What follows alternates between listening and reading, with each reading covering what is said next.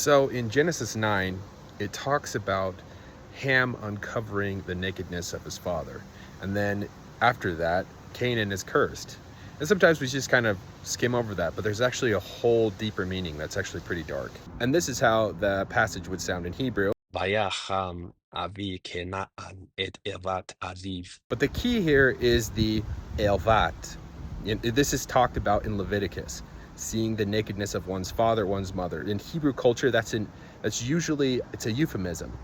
It's talking about violating your mother or your father sexually, or having sexual relationships with your father and your mother.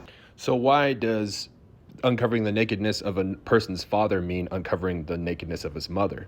Well, if you uncover the nakedness of a man's wife, it's the nakedness that only the husband should be privy to. So by uncovering the nakedness of a man's wife, you also uncover his nakedness, the nakedness that's bound to him through marriage that only he should be able to view. Now, what's interesting here is it's probably one of those two things. It's either he sexually violated his own father or his mother. But I think the key to finding out which one is who was cursed, and it's Canaan. And the reason that's significant is because Canaan's a kid. He didn't do anything. He wasn't the one that uncovered anyone's nakedness. So why is he being cursed? There's some theories that say that this may be because Canaan is a product of that violation. He was born from Ham's mother. And if we look at the word curse, Allah in Hebrew, it doesn't mean to be like this, like punishment, like a lightning bolt from heaven. It's talking about being bound to unseen consequences. It's something that you have to live with. It's something that makes you start life with a disadvantage, like growing up in a broken home because your parents are unstable, or the reputation of how you were born.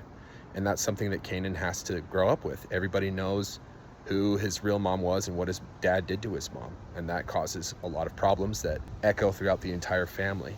But what's cool is even through this, we can see that God always reaches out to help those who are the most broken.